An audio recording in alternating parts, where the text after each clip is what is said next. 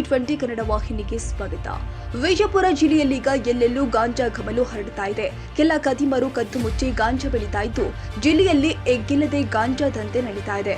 ಸದ್ಯ ಪೊಲೀಸರು ಭರ್ಜರಿ ಬೇಟೆಯಾಡುವ ಮೂಲಕ ಗಾಂಜಾ ಜಾಲಕ್ಕೆ ಹೆಡೆಮುರಿಗಟ್ಟಿದ್ದಾರೆ.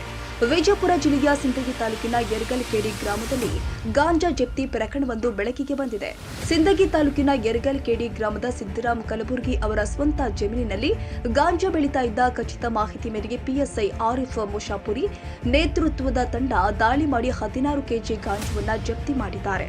ಇನ್ನು ಸಿಂದಗಿ ಪೊಲೀಸ್ ಠಾಣೆಯಲ್ಲಿ ಈ ಪ್ರಕರಣ ದಾಖಲಿಸಲಾಗಿದ್ದು ಆರೋಪಿ ಸಿದ್ದರಾಮ್ ಕಲಬುರ್ಗಿಯನ್ನ ಪೊಲೀಸರು ಅರೆಸ್ಟ್ ಮಾಡಿದ್ದಾರೆ. ಒಟ್ನಲ್ಲಿ ಹೊಸ ವರ್ಷ ಎಂಟ್ರಿ ಆಗ್ತಾ ಇದ್ದಂಗೆ ಗಾಂಜಾ ಘಮಲು ಹರಡೋಕೆ ಶುರು ಆಗಿಬಿಡುತ್ತೆ.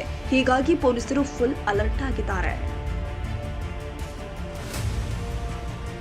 ಕನ್ನಡಿಗರ ಮೆಚ್ಚಿನ ನಿಮ್ಮ TV20 ಕನ್ನಡ ವಾಹಿನಿ ಇದೀಗ ಟಿವಿಯಲ್ಲಿ ಲಭ್ಯ.